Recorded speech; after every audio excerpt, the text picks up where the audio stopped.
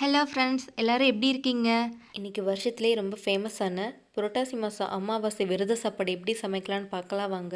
இந்த படையலில் குழம்பு, பொரியல், வடை, பாயாசம், அப்பளம் எல்லாமே இருக்கும். ஒன்றா பார்த்தலாம்.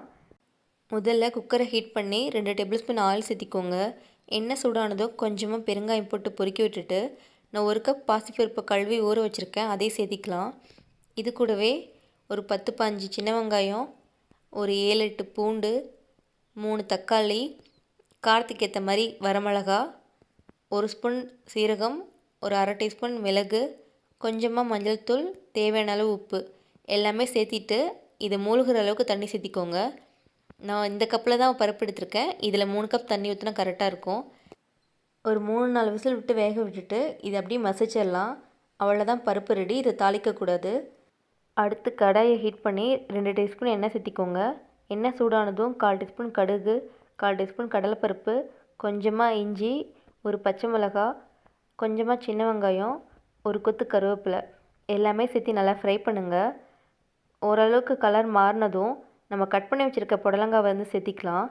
சேர்த்திட்டு இதுக்கு தேவையான அளவு மஞ்சள் தூள், கொஞ்சமாக உப்பு எல்லாமே சேர்த்து ஒரு வாட்டி கலந்து விட்டுருங்க. தண்ணி எதுவும் சேர்க்க வேணாம். தட்டு போட்டு லோ ஃப்ளேமில் ஒரு 10 நிமிஷம் வேக விடுங்க. அவ்வளோதாங்க, புடலங்காய் பொரியல் ரெடி. அடுத்து மிக்ஸி ஜாரில் 1/4 டீஸ்பூன் மிளகு, 1/4 டீஸ்பூன் ஜீரகம், கொஞ்சமாக பெருங்காயம், ஒரு வரமிளகா, 6 பல் பூண்டு, ஒரு கொத்து கருவேப்பிலை, 1/4 டீஸ்பூன் மஞ்சள் தூள், ஒரு தக்காளி, 1/4 டீஸ்பூன் உப்பு இது எல்லாமே சேர்த்து நல்லா நைஸாக அரைச்சிக்கோங்க. ஒரு பாத்திரத்தில் 1/2 லெமன் சைஸ் புளியை ஊற வச்சுருக்கேன், இதையும் வடிகட்டிக்கலாம். அடுத்த ஒரு பாத்திரத்தில் நம்ம அரைச்ச பேஸ்ட்டையும் புளி தண்ணியும் சேர்த்து கலக்கி விட்டுருங்க. புளிப்புக்கு ஏற்ற மாதிரி கூடவோ குறையவோ தண்ணி சேர்த்திக்கலாம். நான் அடிஷ்னலாக 1 கப் தண்ணி சேர்த்திருக்கேன். இதை அப்படியே கரைச்சி எடுத்து வச்சுருங்க. பச்சை புளி ரசம் ரெடி ஆயிடுச்சு.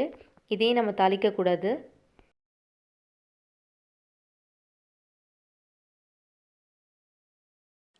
அடுத்து கார வடை ரெடி பண்ணுறதுக்கு நான் 1 கப் கடலைப்பருப்பை அரை மணி நேரம் ஊற வச்சுருக்கேன். அதை தண்ணியை வடிகட்டிட்டு மிக்ஸி ஜாரில் சேர்த்திக்கோங்க. காரத்துக்கு ஏற்ற மாதிரி வரமிளகா சேர்த்திக்கலாம். ஒரு கொத்து கருவேப்பிலை, 1/4 டீஸ்பூன் சோம்பு, சின்ன துண்டு இஞ்சி, தேவையான அளவு உப்பு இது எல்லாமே சேர்த்து நல்லா நைஸாக அரைச்சிக்கோங்க. இது கூட கட் பண்ணி வச்சுருக்க பச்சை மிளகா, ஒரு பெரிய வெங்காயம் இதையும் சேர்த்து நல்லா மிக்ஸ் பண்ணிவிட்டு வடை மாதிரி தட்டி எண்ணெயில் பொரிச்சு எடுத்துருங்க. அவ்வளோதான், கார வடை ரெடி ஆயிரும். இதே மாதிரி தான் எல்லார் வீட்லேயும் அமாவாசைக்கு படைப்பாங்களான்னு எனக்கு தெரியாது. இது எங்கள் தாத்தா பாட்டி அம்மாயி தாத்தாவுக்கு என்ன பிடிக்குமோ அதை சமைச்சிருக்கோம். அப்பா அம்மா 2 பேர் பேரண்ட்ஸுமே இல்லை. ஸோ அவங்களுக்கு பிடிச்சதை மட்டும் நாங்கள் சமைச்சு படைக்கிறோம். அடுத்து கருப்பட்டி வடை செய்கிறதுக்காக நான் 1 கப் உளுத்தம்பருப்பை 2 மணி நேரம் ஊற வச்சுருக்கேன். இது தண்ணி இல்லாமல் மிக்ஸி ஜாரில் சேர்த்து ஒரு வாட்டி கொரகொரப்பாக அரைச்சிக்கோங்க. அடுத்து இதுக்கு தேவையான அளவு கருப்பட்டி சேர்த்திக்கலாம். 1 கப் உளுத்தம்பருப்புக்கு 3/4 கப் பனங்கருப்பட்டி கரெக்டாக இருக்கும். இதையும் நல்லா நைஸாக அரைச்சிக்கோங்க. அரைக்கும்போது அடிஷ்னலாக 1 டீஸ்பூன் மட்டும் தண்ணி சேர்த்திக்கோங்க, அதுக்கு மேலே வேணாம். அடுத்து இந்த மாவை உளுந்த வடை மாதிரி நம்ம வடை பண்ணிக்கலாம். இது பார்க்குறதுக்கு கருப்பு கலரில் தான் இருக்கும். நான் ஃப்ரை பண்ணதை எடுத்து உங்களுக்கு காமிக்கல, நான் கடைசியாக காமிக்கிறேன். அடுத்து பாயாசம் பண்ணுறதுக்கு நான் ஒரு பேனில் 2 கப் தண்ணி சேர்த்திருக்கேன். நான் ஆல்ரெடி ஜவ்வரிசியை 1 மணி நேரம் ஊற வச்சுருக்கேன், அதையும் சேர்த்திக்கலாம். லோ ஃப்ளேமில் 10 நிமிஷம் வேக விடுங்க. நல்லா வெந்ததும் ஸ்வீட்டுக்காக நான் ஒரு 3/4 கப் நாட்டு சக்கரை சேர்த்திக்கிறேன். இதையும் சேர்த்து கலக்கி விட்டுட்டு ஒரு 2 மினிட்ஸுக்கு அப்புறம் காய்ச்சின பால் ஒரு 1 கப் சேர்த்திக்கோங்க. சேர்த்திட்டு லோ ஃப்ளேம்லேயே நல்லா பாயில் ஆகிற வரைக்கும் விடுங்க. அடுத்து நான் தனியாக நெய்யில் வந்து முந்திரி, திராட்சை, தேங்காய் இது எல்லாமே ரோஸ்ட் பண்ணி வச்சுருக்கேன், அதையும் சேர்த்திக்கலாம். வாசத்துக்காக ஒரே ஒரு ஏலக்காய் சேர்த்திருக்கேன். அவ்வளோதாங்க, மிக்ஸ் பண்ணி விட்டுட்டிங்கன்னா உங்களுக்கு ஜவ்வரிசி பாயசம் ரெடி ஆயிடுச்சு. அவ்வளோதாங்க, குக்கிங் ஓவர். இப்போ ஒன்றா பார்த்துடலாம். புடலங்காய் பொரியல், பச்சை புளி ரசம், உப்பு பருப்பு, ஜவ்வரிசி பாயாசம், சாமிக்கு படைக்கிறதுக்காக நெய், மோர், கார வடை, கருப்பட்டி வடை, அதுக்கப்புறம் பழங்கள்,